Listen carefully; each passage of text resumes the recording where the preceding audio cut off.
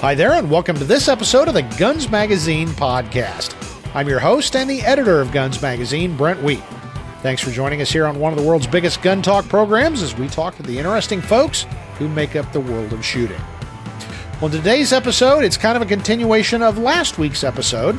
Previously, I talked about a new gun I bought, a short-barreled revolver, and this week we're going to talk about exactly why I bought it, which is for use as a travel gun. I think the small 5-shot snub-nose revolver is a perfect travel gun, and I'm going to talk to Roy Huntington about why that is. But first, before I get to talk to Roy, here's a word from our great sponsor, Riton Optics. This is where we go to feel alive. This is primal. This is where we go to train. This is tactics. This is where we take it all the way. This is conquer. This is who we are. This is what we do. This is Riton. Well, it's funny, Roy, you always say, it seems like we were just here. Well, I'll give you the behind-the-scenes tour. We were just here. We're recording this as a 1-2 podcast. If you haven't checked out last week, we talked about, I just bought a snub-nose revolver as my pocket gun, and we've talked about that a lot, but I wanted to get into that, and we've covered some new ground there. So if you haven't checked it out, go back and as soon as you listen to this one, listen to last week, and for some more pocket gun information, talk, and discussion. So today, the reason we're doing this as part 2 is the fact that my new Smith & Wesson Bodyguard 38, which is a J-frame, more or less, sort of, kinda, I had it. I was in the market, and this one crossed my radar, and the price was really good, and I bought it. And the primary reason I bought it, because I've got small pistols, I've got small pocket pistols, I've got small revolvers, but talking to folks as of late, I've realized that I travel a lot, and I try to carry a gun with me most places, but I'm always a little concerned about running afoul of the law. And we've talked about different ways to work within the law, but the smart people that travel a lot have a setup dedicated just for that purpose, and I decided that's probably good for me. And so I thought, Roy, we would talk about that because you've carried guns many different continents and most of the states. I've not traveled that much outside of the U.S., but I've carried I'm almost to 45 states, and I will admit I've got what's called a LEOSA card. So does Roy, which is our retired officer gun permit, basically. And in theory, it's good every place, but not every place looks at it that way. And so that's why I wanted to be within the law as much as possible. So that's why I now have a dedicated travel gun, and it's my 38 Smith & Wesson Bodyguard. So today, let's talk about some of the things to look for in a travel gun. And before I move into that, Roy, anything you wanted to add as I was flapping my gums? No, you're right, though. I tend to do the same thing, which is I have a modest J-frame, nothing fancy about it. Mm-hmm. And that goes in the lock case and another little box of 20 rounds of 38 Special, and then you lease when you're in that scary hotel in downtown wherever. Yeah. You've got enough to get you out of trouble if you need to. And if the gremlins who lose luggage happens to lose it or something, it's not like you're losing your $1,000 custom something. Yeah. That was one of my bullet points I was going to get into, that this gun was relatively inexpensive compared to some others, and I have lost stuff out of my luggage. That's why I don't carry any of my really expensive knives, because I always take a knife and a pocket tool and all that in my checked bags. And I'm not saying it was the TSA, but it was a locked suitcase with a TSA lock, and my knife disappeared out of it. So, funny how those things happen, right? But we'll get into the criteria now, and I'll start. What I was looking at was somebody told me, it was Daryl Bulkey. We've mentioned him before. he was talking about, he does this, and he was talking about his selection criteria. And the more he talked, I thought, that's pretty smart. And I talked to Masad Ayub. He already did a lot of this stuff. Once I started talking this subject with the folks we all know, I realized that I was behind the power curve. I was one of the few people not doing this. So when you look at the laws where you can carry a gun, some are more restrictive than others. Some places literally have almost no laws. Other places, as we know all too well, California and New York, have a whole bunch of laws, and a lot of them don't make any sense. So for me, the big thing is capacity. Any place you go, most states are okay, but some states have a 10-round limit. So I think there actually is a few places that have fewer than that, maybe 7. So if you're talking a 5-shot revolver, obviously you're not running into any problems there. The other issue is hollow point ammunition, and there's ways we can get around that. I choose Black Hills Honey Badger. They're not a hollow point. They don't depend on a hollow point to expand. And as far as I know, I'm still researching this, so let me put a big disclaimer in there. As far as I can tell, they're legal every place, and you're not shortchanging yourself in terms of terminal ballistics. I mean, they're a great round, so they just happen to meet all the criteria pretty much every place that I've found so far. So, like Roy said, that goes in my lock case. You carry a couple speed strips, maybe a speed loader, and your box of ammunition, and you can even discreetly get into your luggage as you get to the rental car, load her up, and you're ready to go. So that's kind of my criteria. One other thing that I did like about this one, it's got an integrated laser, and I'm more of a convert toward lasers, but the problem I have with them is they tend to encourage you to shortchange your marksmanship. But as we've talked before in other podcast episodes, a lot of guys I know, the professionals that carry a J-frame as a backup, really like the idea of that laser, because if you're going to a backup gun, it may be because you're shot up, your arm might be shot up, maybe you're shooting offhand or something like that.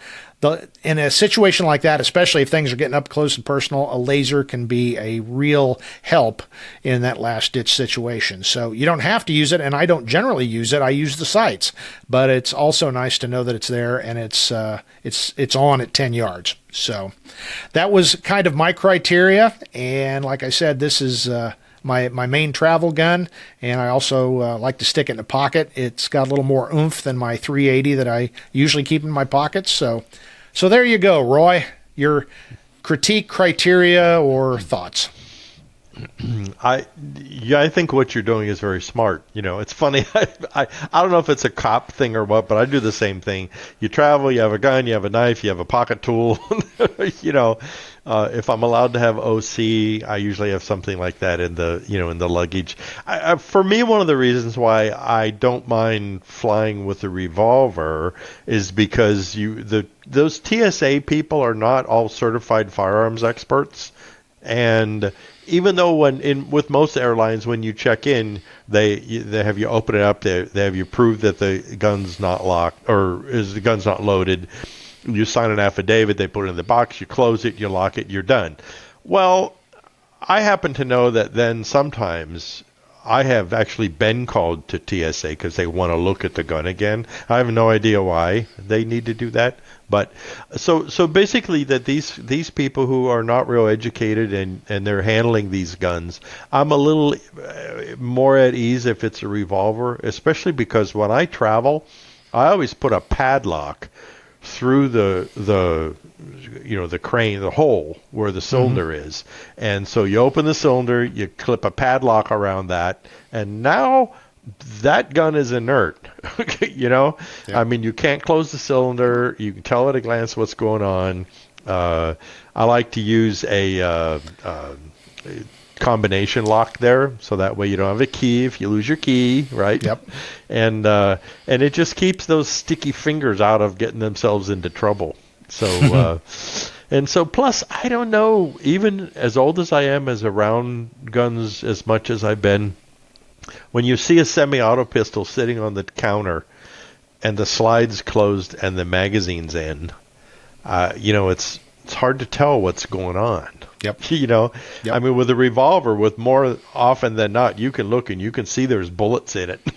Yeah. You know, and Well, so, and it's just the whole psychology of if you have a Wonder 9 Master Blaster with a compensator and a TV on top and a light and a flared magazine, well, the impression to a non-shooter or minimal shooter is a hell of a lot different than if you pull out a little snub nose.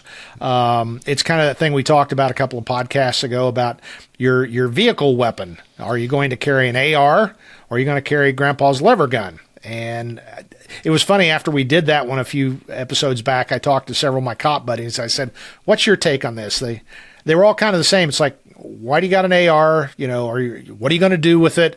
Versus a lever gun's kind of, oh, cool, a deer rifle. Can I see that? You know, and and again, maybe I'm worrying about nothing here, but all those things you said, Roy, plus just that idea that it's a snub-nosed revolver. They're very common and not complicated, not scary, but auto pistols to non-shooters can be very scary. well, you're right. You know, the gun that I travel with is kind of worn looking. Mm-hmm. I mean, there's no custom grips on it. There's no night sights. There's nothing fancy, and it's almost invisible. I mean, you know, when I check in and people say, I say, oh, I have a gun in my checked luggage. They go, you know, usually they'll go, oh, you know, and it's like, but you open it up, I unzip it. There's this little tiny gun, with a padlock through it, and they just like go, oh, that's how here, cute. just how cute. Sign this thing here, put it Yeah. in there, get out of here. Next, you know. I mean, it's just so that, and I know there's a lot of people who are going to whine and complain and say, well, that's my right. I should be able to do whatever I want to do. And you're right. And if you want to fight those fights, you're welcome to go do that. You know. But well, you know, like just sitting here thinking when you said that, it's kind of the gray man doctrine, and we've talked about that a lot. I don't want to stand out in any way, shape, or form. No. And you know, whether it's going through TSA or it's having some kind of interaction with law enforcement, the less I stand out, the more run-of-the-mill Joe Average, the better. Because it you know, when you're dealing with people in authority, they tend to look at things and say, okay, is this guy like the stupid general member of the public, or has he got some kind of issue going on? And if you got a bunch of really nice guns, high speed, low drag guns and all this, you know, again, it shouldn't matter, but it does. I'm just telling you. And the less trained, the less intelligent the person you're dealing with, the more likely you are to have a problem. And Roy will swear to this as well. Every cop or former cop that's watching or listening to this, you know, I know some folks that I'm just totally in awe of. But I also spend a lot of time in the backcountry, and I've run across some fellow law enforcement officers that you're going, wow, can he even read? So I'm looking. In our previous episode, we called the Pocket Snubby a baseline gun, and that's kind of the idea. It's like, you know, it's a gun, but it's just a little 38, and it's kind of worn, and you know, I don't have any tactical gear, and I've just got, you know, a semi-inexpensive knife. I'm not a threat to anybody. Just let me pass your checkpoint or whatever and let me go about my business. And to me, that's the win. Well, there's, you know, it's really something that I think a J-frame goes with a big toothy grin. And there have been a few times where when you check in, for instance, when you're flying like that, and I can tell that the person behind the counter is a little edgy. They're like not a gun person at all. Yeah. Some guys, it's great. You fly in Texas, you say, I'm carried with a gun. They go, cool, what do you got, man? What do you got? Yeah. You know, yeah. Hey, is that a new Smith? Oh, I've seen that one. You know, and it's like, that's easy. Thank you, God. Right? Yeah. But you see them tense up there, and I say, you know, it's just this old revolver. It's a family heirloom. My wife always makes me take it with me when I travel. Yeah. You know, and then I probably won't even load it. I know. And it's like, you know, I brought just 5 bullets for it. You know, they're packed away over there. And I just do it to keep her happy. And you can see him just like meanwhile, I'm grinning and talking about my dog, Yep. And I'm sorry for all the extra trouble. Yeah, and I know it's a pain in the neck, but, that's why I put that big padlock on it. Yeah. And I mean, it just later on they're going to say, that was the nicest guy today in line, and he was really polite, and so he just had an old gun, and I wish everybody was like that. Yeah. And I cannot overstate how important that is when you're traveling any place by any means, armed or unarmed. It's their house. If you work with them, your life will be smoother. I've missed flights before. I've tried to turn a really negative gate agent, and she wasn't having it. She was just a nasty person. But I befriended somebody else, and boy, gosh, I just don't know what to do. They took care of me, and they got me on the next flight, and I got first class. And it was simply because, I think I kind of liked this person, but it didn't matter. They thought I liked them, and I was humble and deserving of the extra effort that they put into it. So it just pays off in so many ways. And in a tactical sense, again, if something really crazy starts happening, is the bad guy or bad guys going to look at the young guy over there with all the tactical clothes on and looking like, a tier 1 death dealer, or some frumpy old guy that, just cowering in fear? I want to be that guy. Nobody notices you. You're not a threat to anybody. And then if you choose to act in a manner that is dealing with the problem, they won't see it come until the very end. So I think there's tactical in being gray is kind of my thought. I think if there are guns involved in the equation, the need for the person who's trying to sort out whatever the problem is, if you're trying to get your luggage checked, or you're stopped on the street in Squirrel Fart, Arkansas, and you've got your J-frame on, I think what's critical there is that your personality has to hold sway in this situation. Yeah. Because it absolutely will. If you cop an attitude, it's not going to go well for you. And like I said, especially when there are guns involved. One time I was flying in Texas. I was leaving San Antonio, and I had a box of empty 45 Colt brass. I had been at a class. And so I went to check it, and they picked it up, and they said, "What's this?" And I said, "Oh, it's empty once fired brass." And they said, "Well, you can't put this on the airplane because it's a used gas container." Believe it or not, right? So I'm dealing with this 18-year-old Brittany, behind the counter there. And I said, "Well, actually it's just, old brass." I said, "It's like a brass, ashtray. There's nothing, it's all inert." Yeah. And so she just put her hand, there was no way. I said, gosh, I really don't mean to be ugly or anything, but could you get the police officer who's there to come over and, and maybe he could sort of explain it to me, right? Yeah. So sure enough, this San Antonio, cop comes over and says, "Yeah, what's the problem here?" And I said, "Well, hello, officer. I'm, in this, and I've got my empty brass here. I was at Thunder Ranch. I went to a cowboy class, and she's saying that it's a used gas container, so I can't get on the plane." And I've got a significant investment in this. I was wondering, is that really the case? And he was just great. He goes, "Well, that's the stupidest thing I ever heard in my life." And he goes, "Hey, put your sticker on there and stamp it and let this man get on his airplane." Wow. I know. It was like, thanks, man. But had I copped the attitude, then the cop would have come over and said, "Well, he's got an attitude. Yeah, she's right. You can't fly with it. Too bad." Exactly. And that happens all the time. And, it's funny. You just reminded me of a story that happened to me in San Antonio.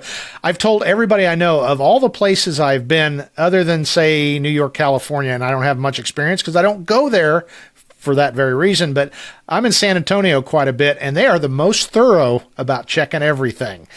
Phoenix is pretty much that way, but San Antonio, they really go over. But again, like you said, Roy, I've always found, the friendly, aw shucks approach works really good. But I was coming back from someplace. We'd been to a media event, and they gave us scopes. rifle scopes. And this was right after about a year or two ago, they came up with that rule, no gun parts. Well, I was going through and the guy said, "What's this?" I said, "Well, it's a rifle scope." "I'm not sure if you're allowed to have that." I said, "Well, it's just an optic." But you do what you got to do. And I thought he was wrong. I didn't know about this new rule. It had just come in effect.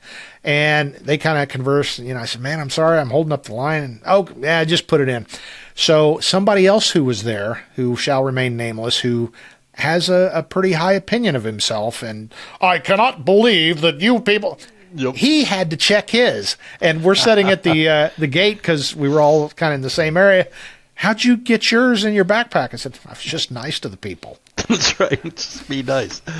So anyway, that's kind of off topic, but it's very on topic about just the whole idea of going soft, going gray, going whatever. And that doesn't mean inside, but your exterior view, even down to your weapons, your guns, it makes a big difference how the outcome is for you. And that, to me, is the ultimate goal. Well, here, I'm going to show you my new travel gun. This is a Rock Island M206 38 Special. Okay, so it's a $150 gun. Now, I slicked this one up and did some custom work too, just to make it really fancy schmancy. But it's a very basic plain gun. It's got rubber grips on it. And if it gets stolen or lost or something like that, it's like, okay. Yeah. So, I don't know. I think we brought up a lot of things. There's a lot of people that, they have these custom guns. They love them. They want to use them. They want to carry them and all that. And that's fine and stuff. But I think especially, as you say, for a travel gun, I think you have to have the right attitude and you have to have the right gun, and you have to be able to manipulate your way through the process well. Yep. And I will say, I just did it this last weekend. We were part of, this will be a couple of weekends ahead, but, recently over July 4th, 3 million travelers, and I was one of those. And we breezed right through because I allowed extra time. I was nice. And I had one of those gate agents. He was friendly, but you could tell he's not a shooter. And it was kind of cool because in Phoenix, they take you down to the TSA and they inspect it kind of out front. Most places you're in back. This is kind of right out front. You watch them. And my wife actually, who doesn't pay that close attention to people, she's like, "Those guys have got to be retired cops or military or both." And I said, "Yeah, I think so." They had the look, Yep. but they were about my same age. And the one guy had a very stern look, and I'm not kidding. He opened my case and he kind of like that. I'm like, yeah, we're all good. And then they did. Hey, the guy even said, "You're good to go." And I said, "Thank you, sir. Appreciate what you're doing." So. Always. So I think, for my takeaway for this, and if we could remind everybody, is that if you're carrying a gun, and it doesn't matter if you're just carrying it traveling or you're carrying it wherever, but you shouldn't be carrying your attitude with you at the same time. Excellent. Yep. Like leave your attitude at home. Yep. If you're armed. And the other part there is we're always talking about representing shooters. What kind of taste does that leave in somebody's mouth when, well, I have a right to do this, and you get all that, and there's ugliness and hard feelings on both sides. If that person's not a shooter, what are they going to go home and do? They're going to go, "Man, I had this jerk today. Guy owned a gun. He thought he was special." Yep. Another one of those damn gun owners. So. Exactly. Yeah. Don't be that guy or gal. It's crazy. Don't be that guy. The other bit of advice I would say, it's not that challenging. That's what's funny when in talking to people, even guys that own quite a bit of guns. "Oh, I just never travel. It's not really worth it." It's not that big a deal. It really isn't. Yeah, and like you said, when you're, somewhere where you finally, you get in that position, you're like, "I really wish I had some kind of gun with me."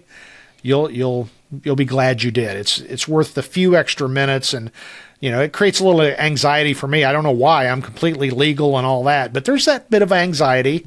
But it's well worth it having your firearm when you get to wherever you can, assuming you can do it legally, and that's a whole other issue. I agree completely. So, yeah. And one other tip. And this has nothing to do with the travel gun, but one of my favorite travel companions, Roy? My change purse. I have one of those special change purses. I forgot to get it before we started recording, but I carry about 10 challenge coins in it because, they're just challenge coins, but you put them in there and I suppose it could be lethal. You hit somebody just right, but that to me is kind of my less than lethal bridge between going to guns and having to, slap fight with somebody. So, actually one time I got called out by a TSA guy. Why do you have all these? And in hindsight, I think he was asking for one instead of, because there's absolutely nothing illegal about carrying a handful of challenge coins. But I think he was fishing for a tip, maybe. I don't know. But that's well, you know what? my favorite sneaky thing. Before we leave, if you go to Mike Baranti Leather, he actually makes something, and it holds a roll of quarters. And it just looks like it's a cylindrical leather thing, and it's got a snap on it, and you can snap it to your belt. And so it's just where you carry your quarters, you know. Well, I flew all over Europe with that not too long ago, and it was looked at through TSAs in every country I flew through. And they would pick it up, go like this, look, see it's money, put it back down, But it's a defensive weapon in a pinch. So, That's your bonus travel tip of the day. That's right. I always like that. Well, anyway, that's the reason. The main reason I bought this new J frame. It's my travel gun. It's really, I look at it no different than I keep a separate DOP kit with my razor and shampoo and all that stuff completely separate. It stays with my suitcase. That way, when I'm getting ready to go, I forgot a razor or whatever.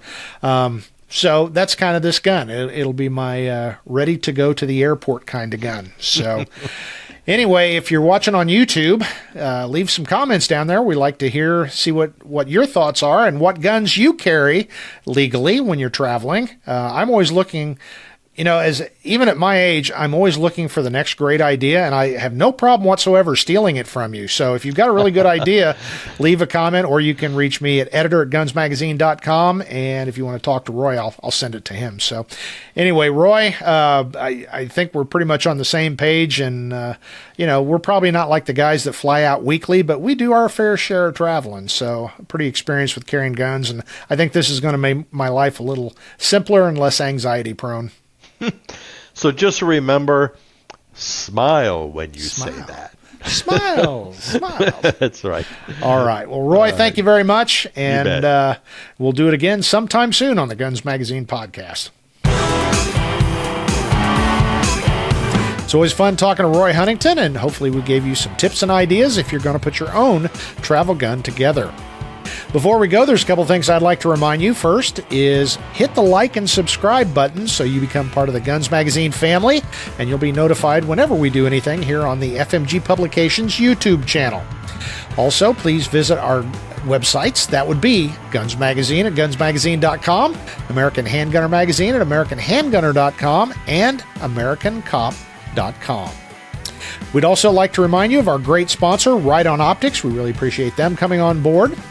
The Riton Optics PRD3 and MPRD3 give shooters the flexibility and affordable performance they need. If you go to ritonoptics.com and enter the code GUNS24 at checkout, you get 15% off your next order. Don't forget that special gift to Guns Magazine podcast audience members. If you use the code GUNS24 at checkout at Riton Optics, you get an additional 15% off. That's Riton Optics. GUNS24 is the code. 15% is what you get. Well, that's it for this episode of the Guns Magazine podcast. On behalf of everybody that works so hard here at FMG Publications, I'm Guns Magazine editor Brent T, reminding you yet again, now get out there and get shooting.